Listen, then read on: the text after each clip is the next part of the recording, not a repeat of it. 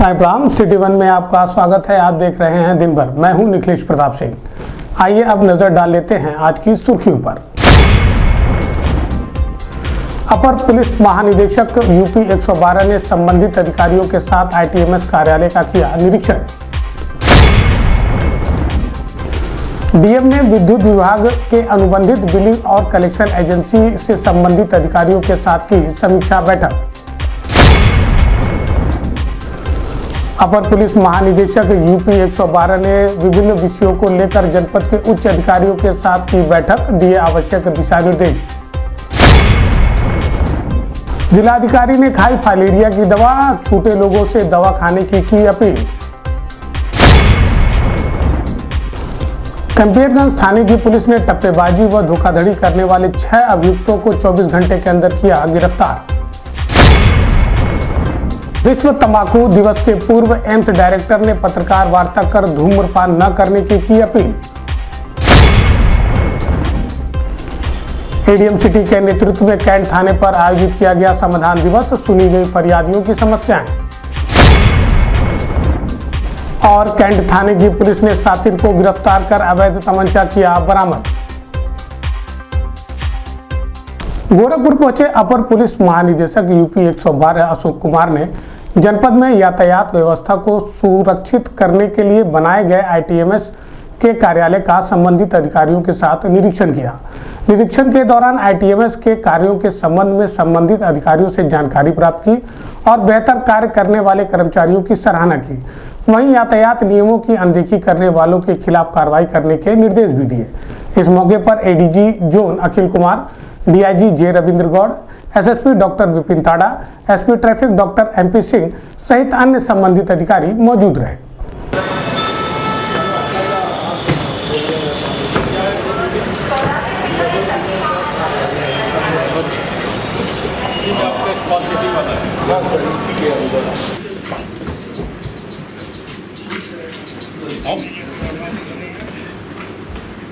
कौन ब्रीफ करेगा? क्या नाम? आप क्या मीडिया से? जी एक बार ब्रीफिंग ठीक है।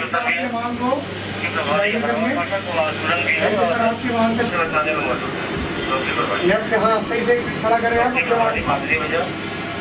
ये ब्लू कलर का शर्ट, आसमानी ब्लू, स्कूटी पे जो बैठे हैं और अपने माल बुलाने के लिए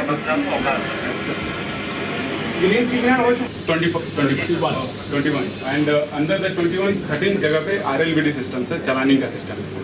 तो अभी सर जगह कहाँ है सर आपका रामगढ़ ताल वाला रोड जो है वहाँ पे और मोहद्दीपुर से बैडलेगंज के बीच में वाहन जा रहे हैं गोलघर, काली मंदिर से गोलघर। एवरेज स्पीड इतना रहता है? हाँ सर, मॉर्निंग में सर रहता है। और स्पीड लिमिट का बोर्ड भी लग गया है। जो कैंट से रोड आ रही है, 2 बाइक है, उनको तत्काल पीछे करें। ये चलान किया जा रहा है। गाड़ी का स्पीड वहाँ स्पीड लिमिट सर 60 है और ये 58 पे जा रही है। 68 पे 68। गार्ड साहब खड़े ना, ये बताइए उनको पीछे करें। 2 जगह स्पीड का है सर और बाकी जगह सर हम लोग का एनपीआर है जो कि नंबर प्लेट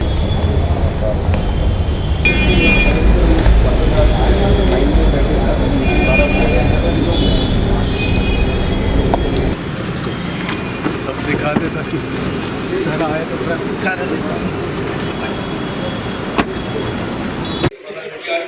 कहाँ लोकेशन होगा देखना, उसमें से हम एक चेक कर सकते हैं।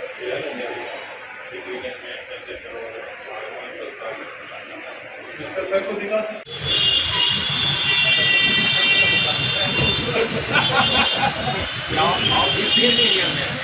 इस संबंध में मीडिया कर्मियों से बात करते हुए अपर पुलिस महानिदेशक यूपी 112 अशोक कुमार ने बताया।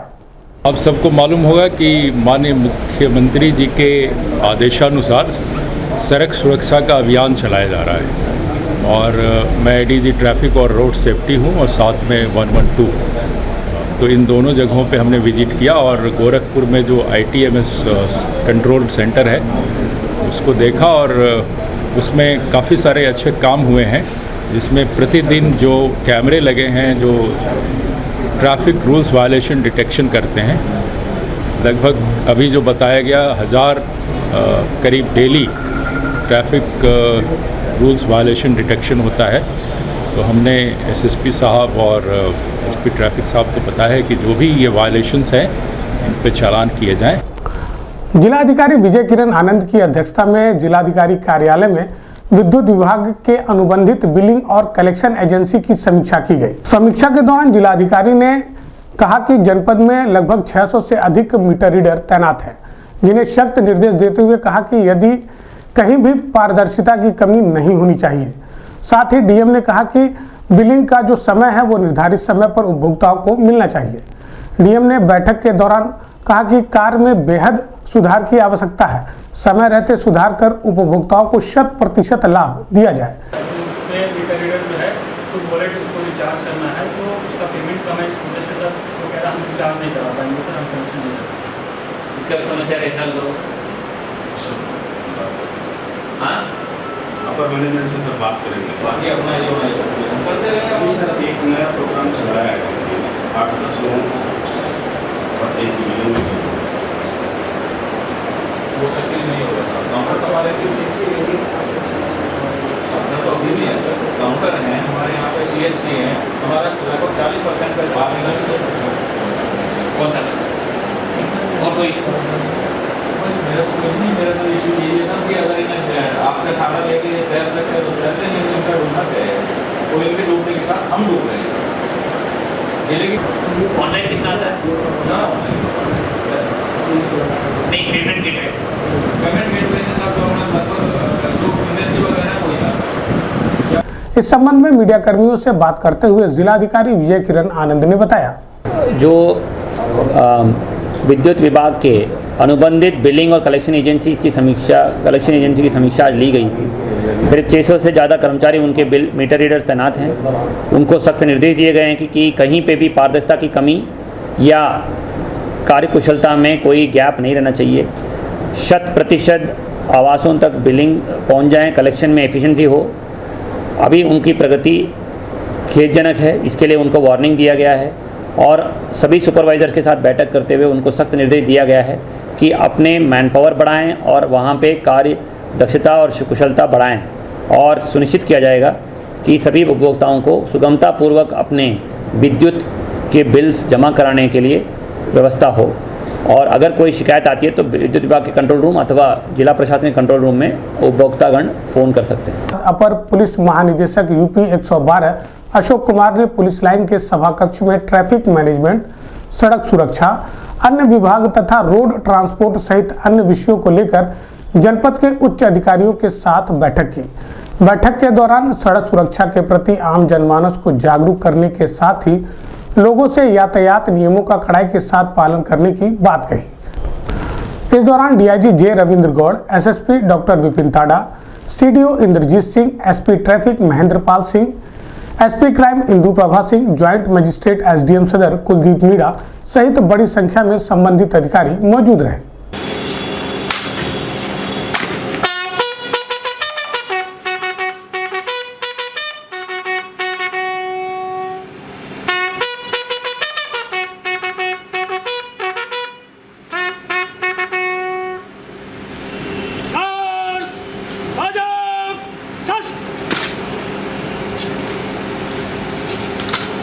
श्रीमान कार निरीक्षण को तैयार है। लगान सस। कार संतरी खड़ा रहेगा। मकर निसार जट।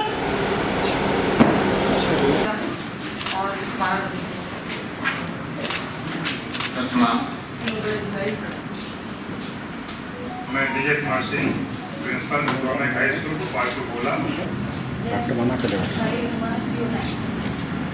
जय हिंद सर, जय प्रकाश सिंह सिंधु। जय सर।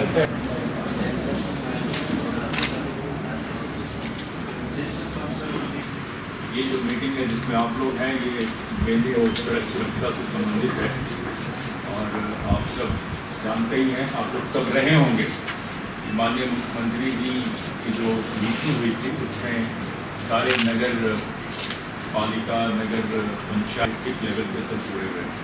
इसके अतिरिक्त जो विभाग हैं, शिक्षा विभाग, सारे ऑल 3 लेवल्स और ये कार्य करने के लिए माननीय मुख्यमंत्री जी खुद संबोधित किए हैं। बहुत कुछ बताने की ज़रूरत नहीं है। मेरा मकसद यहाँ आने का ये है कि जो कार्रवाई चल रही है, आप तो डेली रिपोर्टिंग भी कर रहे होंगे अपने विभागों के, उन कार्रवाइयों पे आपने भी बात रखी। बहुत सारे इश्यूज हैं जो रिजॉल्व नहीं हो रहे हैं, बहुत सारे इश्यूज हैं जो ग्राउंड पे आप सब मिलकर कर सकते हैं। मैं चाहूँगा कि प्रेजेंटेशन देखें, उसके बाद जो बिंदु आपके अपने हैं वो, और जो जनरल मिल करके करने का है वो करें, ताकि जो एक्सीडेंट से डेथ हो रही है सबके बारे में, रोड रूल्स के बारे में, एजुकेशन इंस्टीट्यूशन हमारे PWD या अन्य जो कंस्ट्रक्शन एजेंसीज हैं जो रोड मेंटेनेंस करती हैं, उनकी रोड इंजीनियरिंग से रिलेटेड सबसे इम्पॉर्टेंट फैक्टर है। जो व्यवस्थाएँ बनाती हैं, रोड लाइटिंग स्कीम्स हैं, खास करके शहरों में नगर निगम है, डेवलपमेंट अथॉरिटी, सबके रोल हैं। एंड फाइनली इन्फोर्समेंट जब आता है तो दो डिपार्टमेंट आते हैं, police department and road safety rules. ये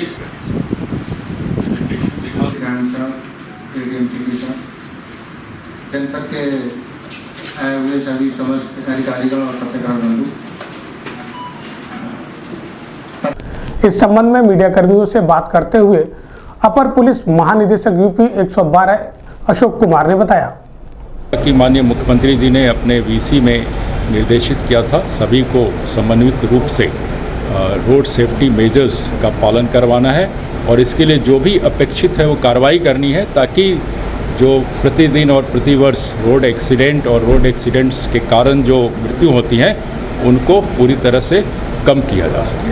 सर, शुरुआती दौर में निरीक्षण में कुछ कमियां नजर आई जिनको सुधार करने की जरूरत है अभी। जैसा कि मैंने बताया कि ये माननीय मुख्यमंत्री जी के निर्देश से जो अभियान चलाया जा रहा है रोड सेफ्टी मेजर्स का, और जिसका मेन मकसद है जो एक्सीडेंट्स में डेथ हो रही हैं उसको कम करने का, और उसके लिए सभी विभागों द्वारा एक अभियान के तौर पे कार्रवाई करना है। तो इसमें कोई फॉल्ट फाइंडिंग का नहीं था, इसमें सभी विभाग को एक साथ मिलकर के जो भी, जैसे इंजीनियरिंग विभाग के लोग थे, रोड इंजीनियरिंग में जो अपेक्षित सुधार करना है, जो ट्रांसपोर्ट डिपार्टमेंट के लोगों को काम करना है, एजुकेशन डिपार्टमेंट के लोग जो अवेयरनेस फैलाने में जो लोगों की मदद करेंगे, चाहे स्टूडेंट हों, टीचर्स, प्रिंसिपल्स, पेरेंट्स, इन सब को अपने अपने जो काम माननीय मुख्यमंत्री जी ने जो निर्देशित किया गया है, निर्देश किया था, उसके क्रम में एक रिव्यू के तौर पे आज ये मीटिंग की गई, और यहाँ काफ़ी अच्छा काम लोगों ने किया है। और आगे भी आज जो डिस्कशन हुआ इसके उपरांत सभी ने ये श्योर किया है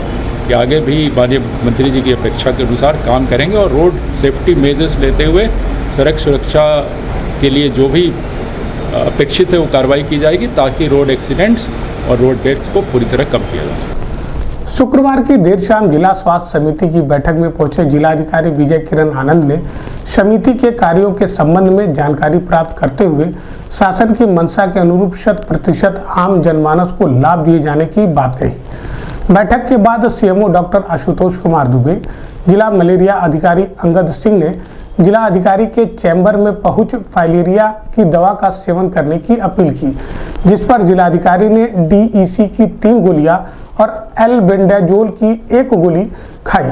वहीं जिलाधिकारी ने कक्ष में मौजूद अन्य संभ्रांत लोगों से भी दवा लेने की अपील की, जिस पर लोगों ने दवा का सेवन किया। कम है, ये IMI का वजह से थोड़ा सुधार हुआ है, तो रिक्वेस्ट है कि बाकी सारे इसको कंटिन्यू रखें। ऐसा नहीं कि IMI खत्म होने के बाद जब नॉर्मल रूटीन इंडक्शन कर रहे हैं बेटर आएगा। ठीक है सर, दवा कार्ड के लिए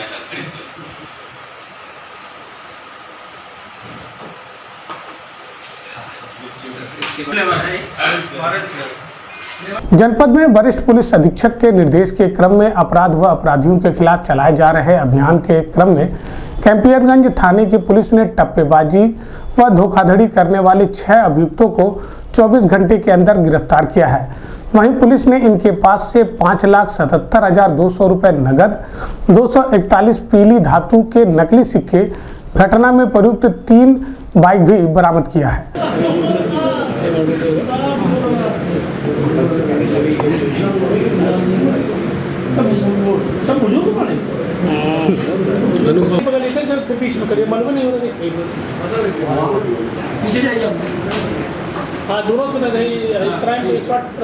पुलिस वाले एक कदम पीछे हो।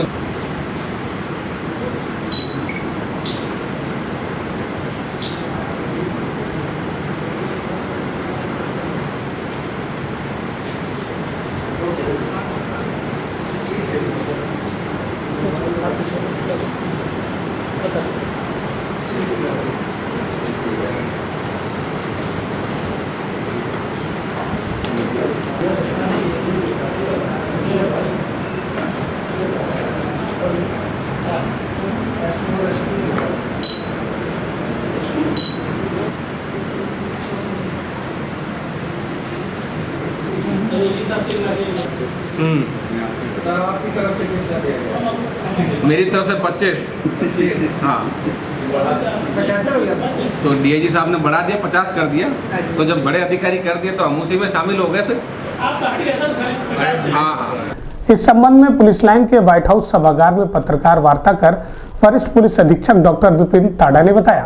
जी थाना कैंपियरगंज क्षेत्र में परसों एक घटना घटित हुई जिसमें कि छत्तीसगढ़ से आए एक व्यक्ति के साथ धोखाधड़ी करके उससे 8 लाख रुपए ले लिए गए।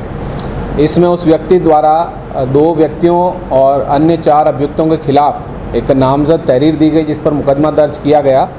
मुकदमा दर्ज करके पुलिस तत्काल एक्शन में आई और इसमें पुलिस ने 6 आरोपियों को गिरफ्तार करते हुए लगभग 6 लाख रुपए बरामद किए हैं और करीब 250 के करीब नकली सोने के सिक्के बरामद किए हैं और 3 बाइक बरामद की है जो कि घटना में प्रयुक्त की गई थी।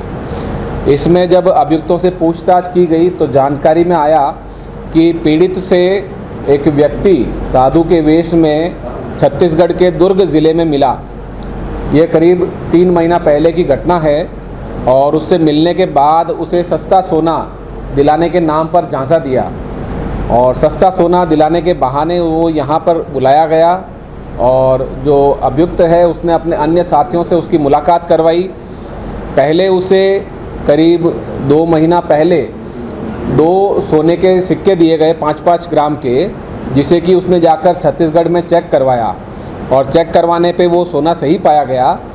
इसी में लालचवश वो व्यक्ति दोबारा परसों यहाँ पर आया 8 लाख रुपए लेकर और सोना खरीदने के लिए और इस पर वहाँ पर जो अभियुक्तगण हैं उन्होंने और उनके साथ 2 अभियुक्तों ने नकली पुलिस बनकर इससे वो पैसे ले लिए और इसको धोखा देकर वो वहाँ से चले गए।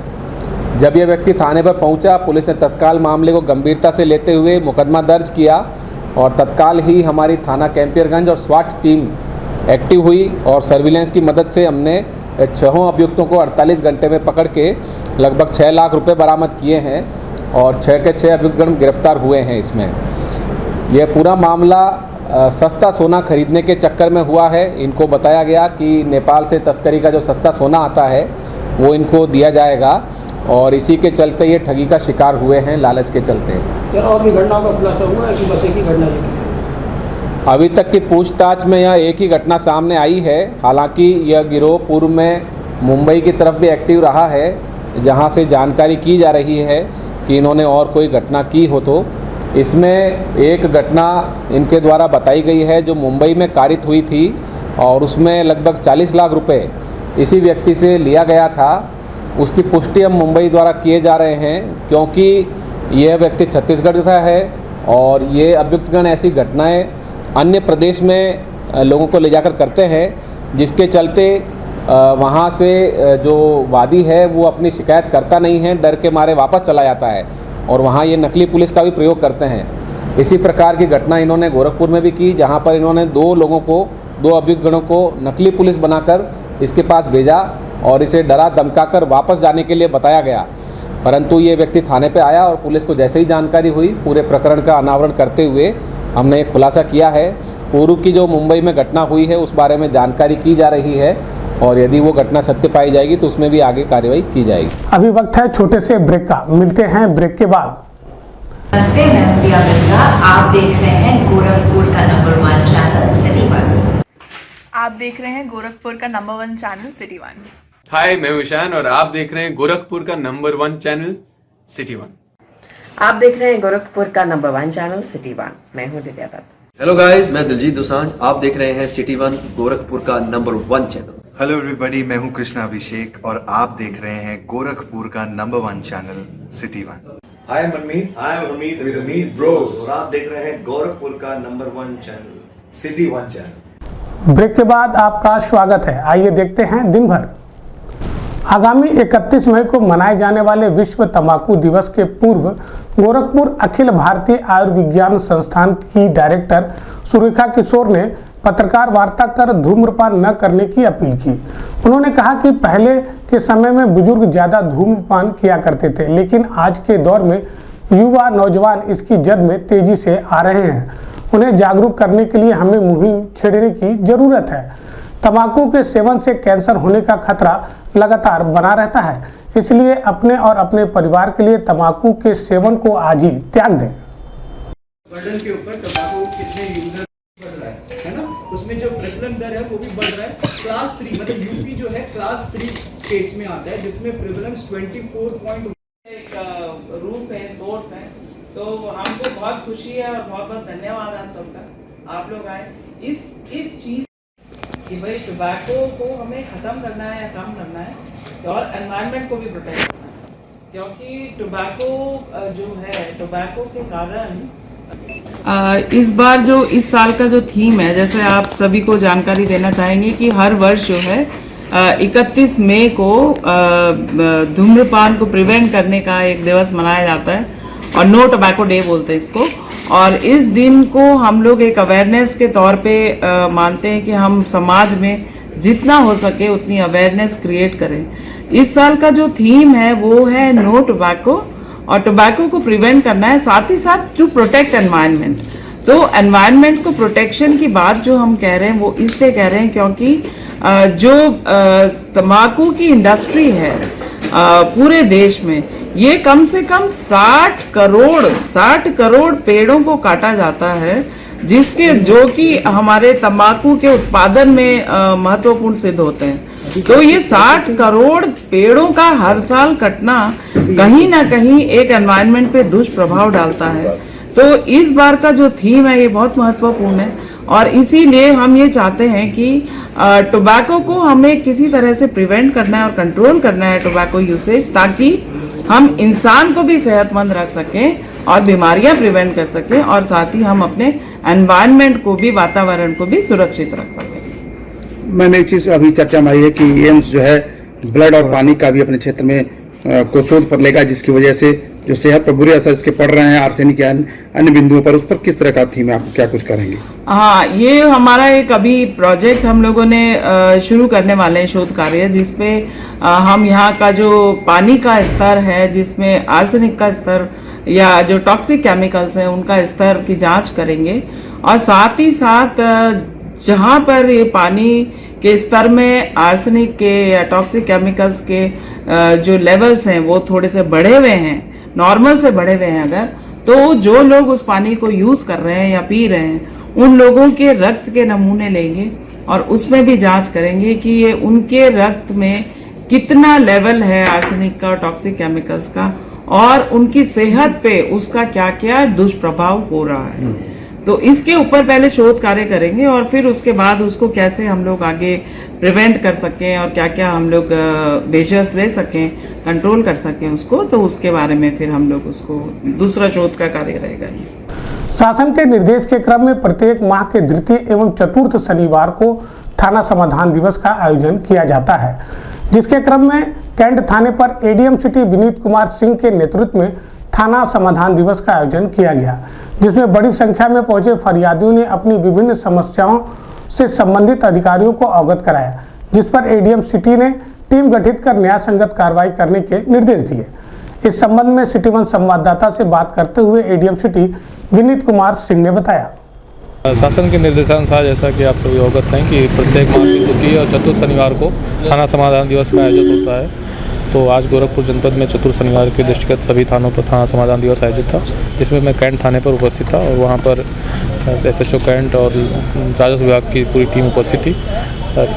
जमीन संबंधी कुछ प्रकरण आए थे जिनका मौके पर कुछ निस्तारण बताया गया, कुछ में ऐसे प्रकरण थे जिनमें कोर्ट के माध्यम से निस्तारण हो सकता था, तो ऐसे में संबंधित आवेदक को बताया गया कि आप कोर्ट के माध्यम से उसका निस्तारण कराएं। जनपद में वरिष्ठ पुलिस अधीक्षक के निर्देश के क्रम में अपराध व अपराधियों के खिलाफ चलाए जा रहे अभियान के तहत कैंट थाने की पुलिस ने शातिर अभियुक्त मिराज अहमद को गिरफ्तार कर उसके पास से एक नाजायज तमंचा भी बरामद किया है। आइए सर।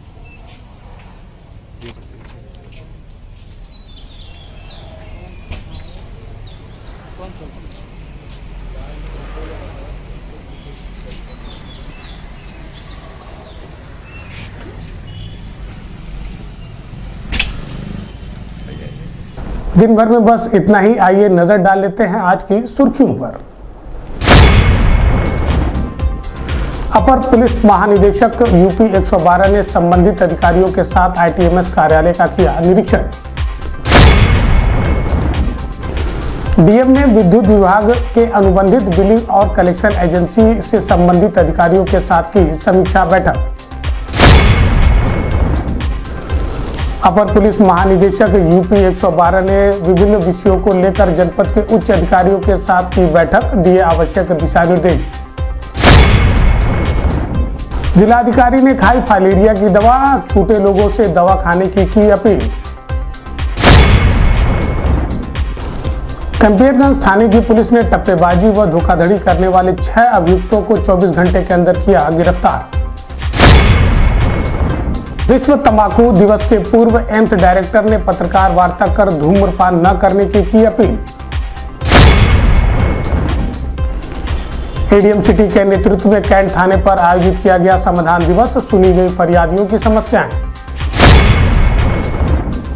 और कैंट थाने की पुलिस ने सातिर को गिरफ्तार कर अवैध तमंचा किया बरामद। अगले अंक में आपसे फिर होगी मुलाकात। साईं प्रणाम।